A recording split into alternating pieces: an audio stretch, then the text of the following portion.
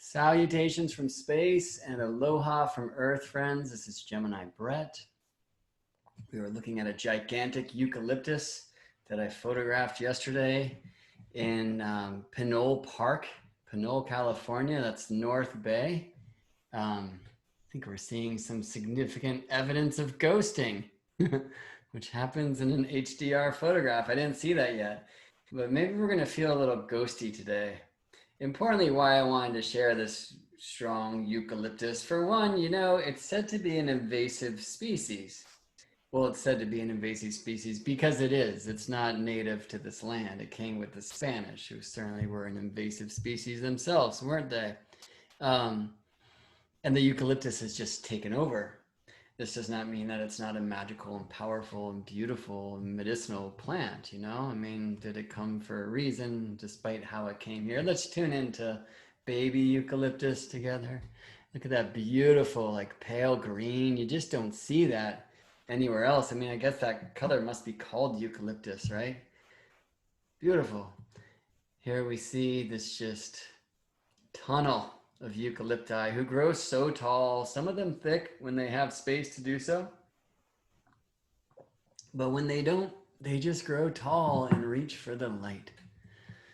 Shouldn't we do the same? What do we have to do in order to achieve that goal of stretching our bodies to the heavens? One, we must root deep into the earth, And another, I guess, the eucalyptus suggests is that we must peel at least annually, shed the skin. It might feel a bit like this today, and perhaps tomorrow too. How are you doing?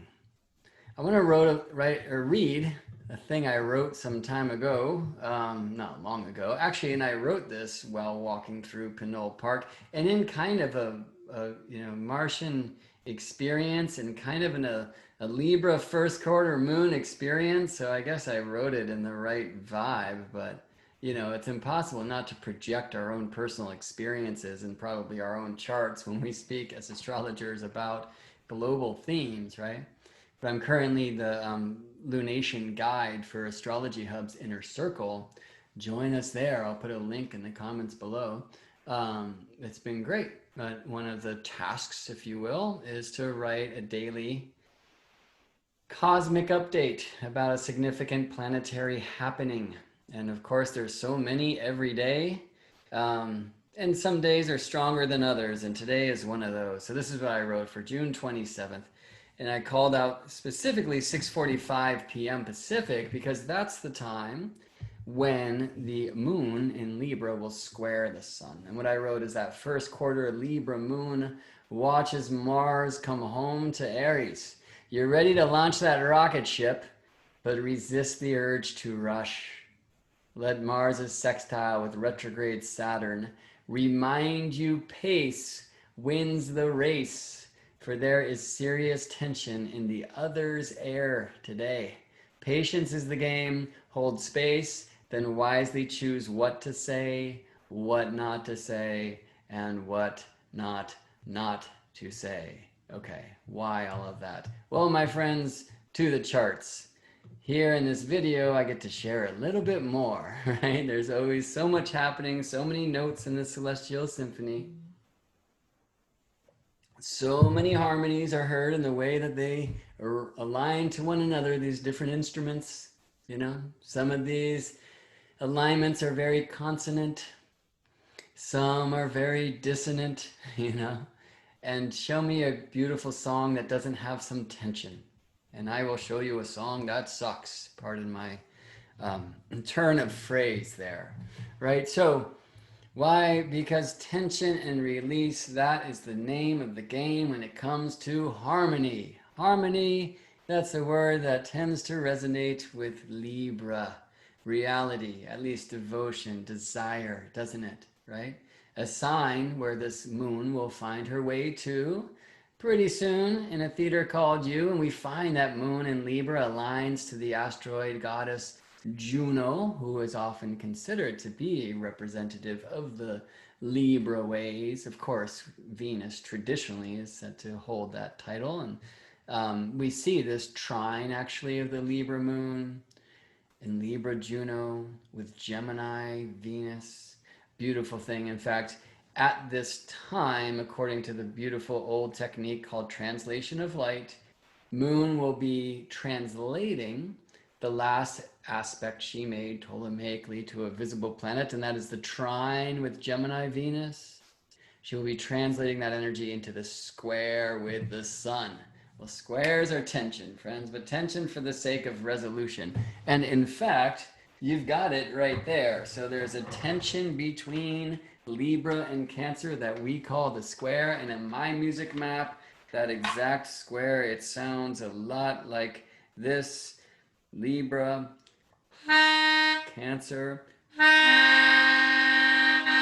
It's called the minor third. But let's see where that resolves. I'll play the Libra Moon and the Cancer Sun, and then I'll resolve to from the Cancer Sun to Gemini Venus.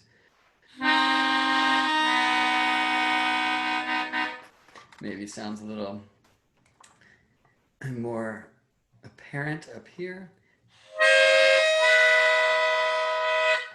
Also sounds more out of tune. So squares can sometimes feel very out of tune. It's perpendicular. Literally from Earth, that's the center of the chart's point of view at this time, the moon is moving in a perpendicular direction to the direction that the sun is moving from our point of view. Right? Now they're both, the moon and the sun, they never retrograde, they move in the same direction around the zodiac, that's for sure. But literally from the Earth's point of view, the sun is moving that way, the moon is moving that way, all right? And that can feel, that perpendicularity, it really can feel like that blindside car crash sometimes. In the moon game I play, we set our intentions with the new moon, the seed. That seed sprouts at the first quarter. And my friends, sprouting ain't easy. You gotta bust through the soil. And when you do, what do you meet? Wind and rain, you know? But they say what? Bend the stem so the plant will grow stronger, you know? And that's the purpose of the wind in this way. Well, wind in Gemini, Venus, I think assists because this is a very windy place, Gemini. It comes to change and rearrange. It's free. It doesn't really make any sense, you know? It's a very different kind of air energy than Libra is, but they agree in the air way. Yeah. Whereas Libra Moon and Cancer Sun, they participate together in a set that's called in modern times the cardinal modality.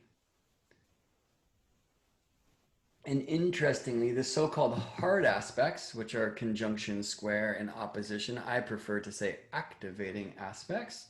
They are aspects, they are alignments between planets that agree in modality.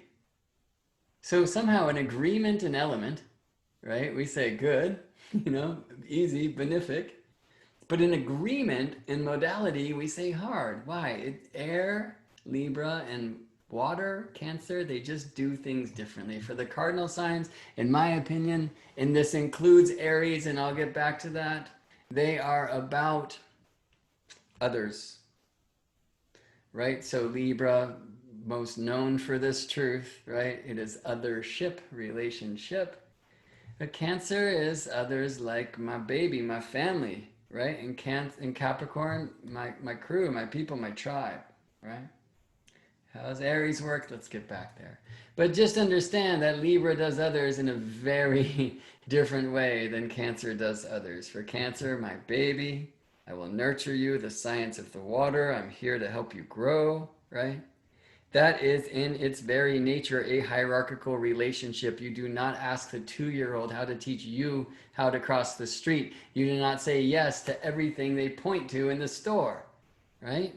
I hope. Let's take it easy with that whole consumerism thing, right? Says the guy who just got a new camera lens. Okay, anyway. This is a different thing. Libra is about equality. It's harmony through balance, literally through. And in the words of Daniel Gemario, my first teacher from the Shamanic Astrology Mystery School, this is non-hierarchical equal relating. Yeah? So you feel the tension? So this is the one where, you know, me and my son were best friends. This is the one who understands that, no, I've got to be a dad, right? And best friends actually does not assist that, right? Or I got to be the elder, the parent. That's alive also in the Capricorn stew, isn't it? Right? What about Aries? How could I possibly call Aries an others focus, which is what I say about the cardinal signs? Fixed signs focus on self-growth. Mutable signs focus on spirit, each in their own way. And the air of Gemini does that very differently than the earth of Virgo, or the fire of Sagittarius, or the water of Pisces. Speaking of the water of Pisces, well, let's get back there. Notice that in this moment anyway, Mars is in Pisces. I'll show you now. There's Mars in the last degrees of Pisces. Well, and the moon has just ingressed Libra, I see. But I want to take us back to a moment, which is when moon opposed Mars. This is probably going to take us back a month because it's kind of happening right now. Yeah, so it's happening right now. 1:02 p.m. Pacific. It's now 1:26 as I share heart with you and mind, right? So dig this. I mean, just before the first quarter moon, there is Virgo Moon opposite Pisces Mars, 1:02 p.m., and then shortly thereafter, Mars, we could say, goes home. Mars ingresses Aries, 6:45 p.m. Pacific, with the moon at 3 degrees Libra and the sun at 6, 7. So then we get that aspect of moon and sun at 1:15 a.m., which is making me wonder why I wrote 6:45 on that transmission. I guess I wanted a time between these two. I might ask them to correct that time when they post it, if they have not already. Okay. So there's tension here. Now, how does Aries do others? Because I will tell you that that's what cardinal signs are about. By being strong, right? So an image I like to use, and part of me, because this is a very northern hemispherical rap, all right? And I try not to do that. I try to act locally, but think globally. Act with the houses, think with the signs, as we could say. So to act truly globally, we have to not project northern hemisphere seasonal stuff onto the signs of the zodiac. Yeah? But I'm going to do it here anyway. Let's say we've survived the cold winter and we rationed the food and we made it through. But, the berries aren't where they're meant to be. If you do that whole meat thing as they used to, the elk aren't there. What are you going to do? We're screwed.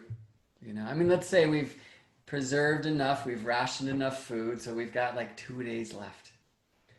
So we could, as a tribe, each eat for 2 days and then together die. Or we could do what's wise for our survival. We each keep a day of food, maybe a day and a half, and we give the rest to that warrior one. The one who is trained, the one who is strong, the one who is ready to accomplish the impossible. Because if they don't, if they fail, we all fail. It means our death. So we say, please, strong warrior, please take this food and bring us more. Please save your tribe. For me, that is the Aries challenge.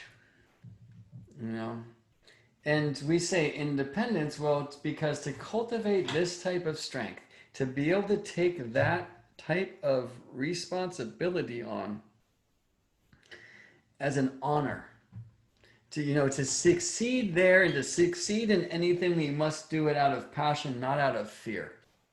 So how to be passionate about, I get to be the one that saves this crew, that saves this tribe. You've got to be strong. And you have had to cultivate some significant independence.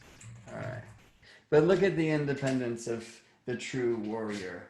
So Sorry, Libra Moon. I know you just ingressed. I don't want to speak about the ways of war and such, but let's just say that it is said that if you want to build a solid army, get folks who are, expendable. Why? They don't have a love at home. They don't have kids, they're ready to die.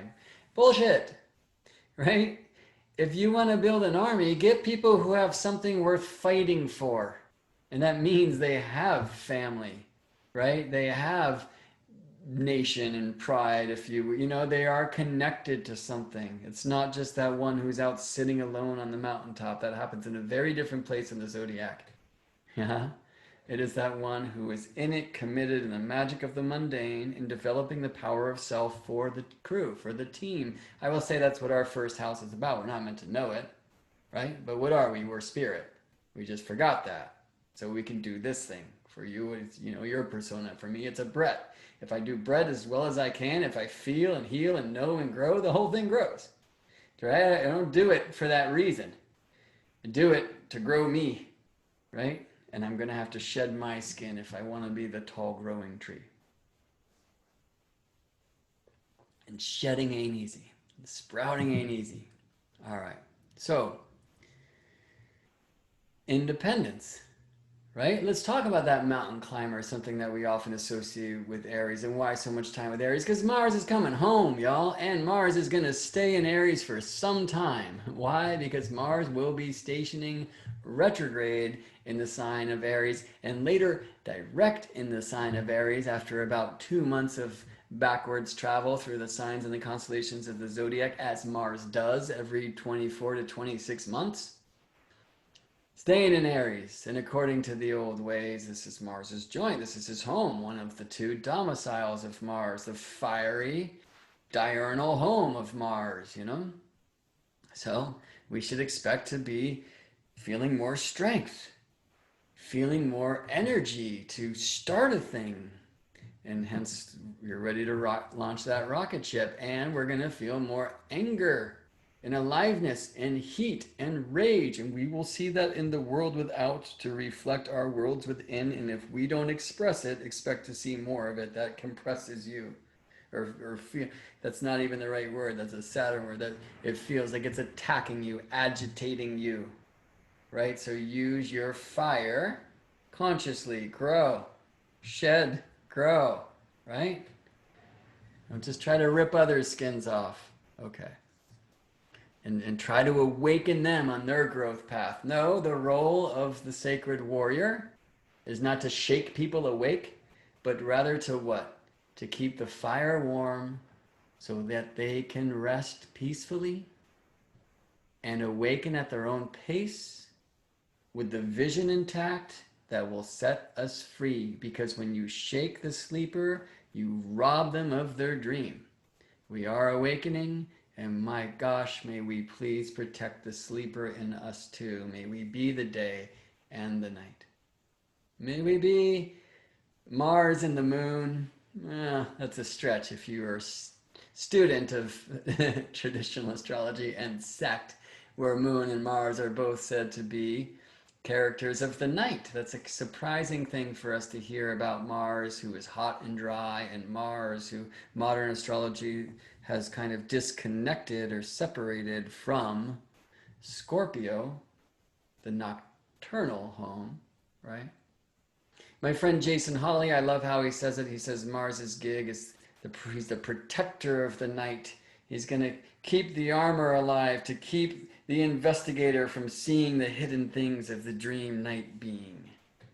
And maybe that's as much as I can share about that today. Though I imagine I'll be speaking much about Mars, and I imagine we will be hearing and experiencing much about Mars in the worlds without and the worlds within the coming months. So get ready, friends. Remember your training.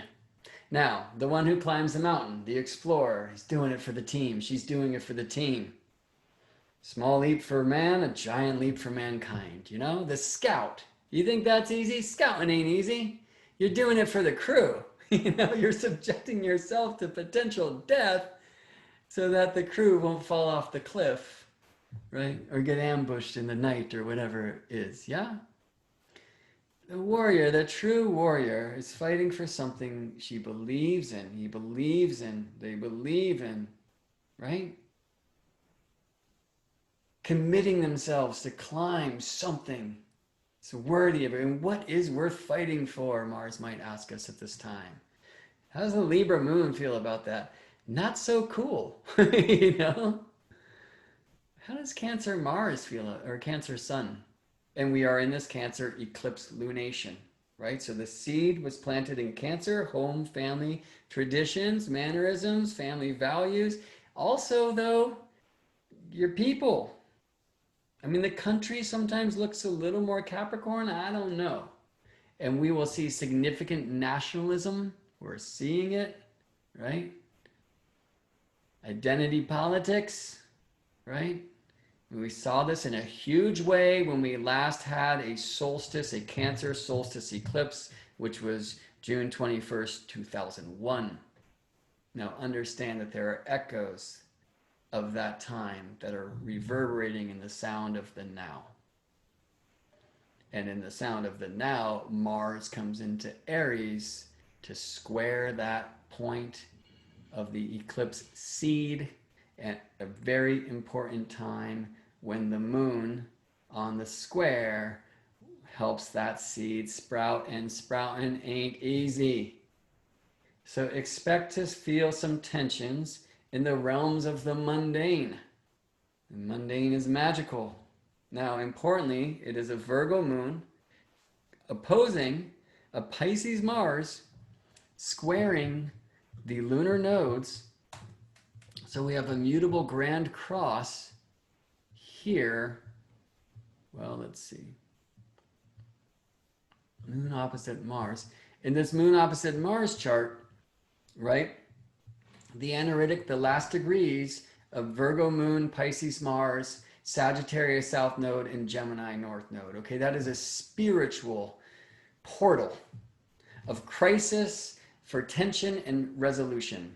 And part of this for wackos like me, and I hope you too, because it's not just the awakening, friends, it is the awakening, not just the awakening, right? We gotta remember we're the strange ones. We think planets are people. I do. Anyway, you know, coming into this place of the squareness of the Libra moon, which wants balanced relationships with Cancer Sun, with my family, and yet we're onto this whole astrology thing. I want balance and harmony with, let's say, my country, and yet I'm wondering why the heck they are so disconnected from spirit, and I'm feeling this opposition in this square. By the way, the moon, when she's square in an eclipse month, is as far from the ecliptic, the path of the sun, as possible. This is the moon squaring the nodes. This is the moon at the bendings, in this case, the northern bending. In one sense, it's the separation of soul, my unique reflection of spirit from the one. There's individuation. And that's happening at this phase called first quarter moon anyway. It's the breaking across the gateway of normality and into the strange places. Because not only must this seed sprout, but it must, of course, also flower. For me, that's the fullness. And the flower is not the ultimate goal. If the flower is pollinated, fruit. And the fruit carries the seed. And the flesh to be composted into the soil for planting those seeds in the next cycle, which of course will be a Leo. Nope, another Cancer lunation. Now, importantly, and let's look at this. Let's go from right now. When does Mars station retrograde? And the answer, my friends, is September 9th, 2020, all the way up at 2808 Aries. Okay? And the square with Saturn. So some tensions in regards to selfness, individuation, and the collective, okay, the tribe. Feeling that already? Yes. When does Mars station direct? And the answer is November 13th, 2020, in the sign of Aries. Okay? All this is happening. It's interestingly, it's the day before a Scorpio new moon. We could go on and on with wheels within wheels. When does Mars leave the sign of Aries? It's ingressing now and go into Taurus. Not until January 6th, 2021. Okay? So all the way from today, yeah? Mars right now in the sign of Pisces, but Mars will be ingressing Aries at 6:45 p.m. Hence that time I called out with the Libra Moon on the opposite side and the alarms ring, you know?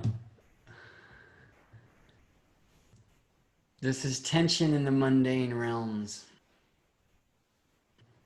June 27th all the way until January 2021, Mars in the sign of Aries. Now we like this. So they, you know, traditionally Mars a malefic, especially if you're born by day. I don't want to get hung up on that.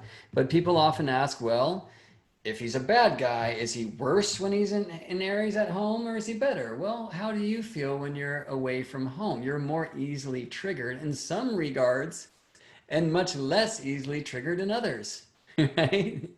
And what's it going to be when we're talking Cancer and Libra, when we're talking about family and relations, and when we've all been cooped up with our relations for so long, right?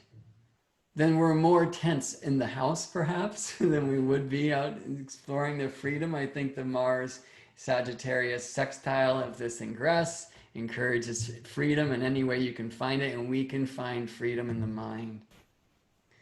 But very importantly, if you've been all alone, part of that rage is that disconnect from family, from tribe. So join your team, your revolutionary team, and of course a lot of that's happening right now too. Independence is not isolation. That is the false teachings of our separation culture, where you are taught that if you ask the neighbors for help, then you are weak and unprepared.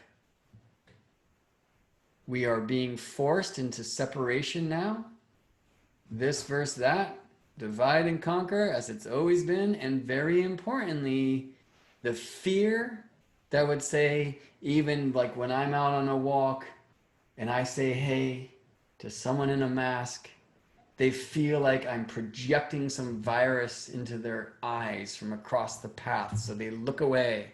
That's of course not everyone. We need to stay true to family, tribe, connection, love, do the right thing. There are things that are worth fighting for. I'm sorry to say this to the Libra Moon today, but perhaps we will never find peace through fighting either.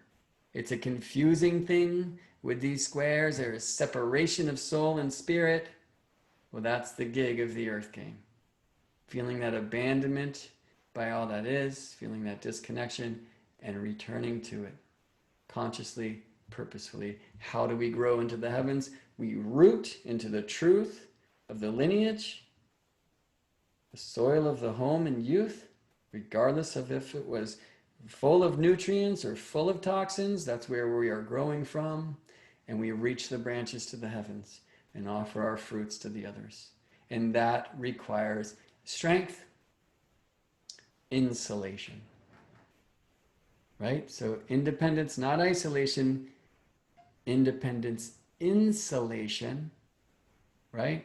Allows me to know who I am in my skin, to, contrary to popular belief, tend to the spiritual necessity of filling me with me so I can merge with the crowd and not get lost.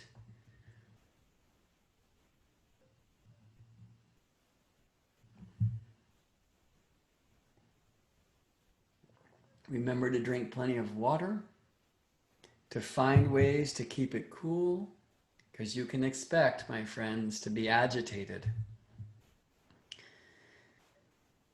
for divine purpose. Let us shed the skin that keeps us from growing.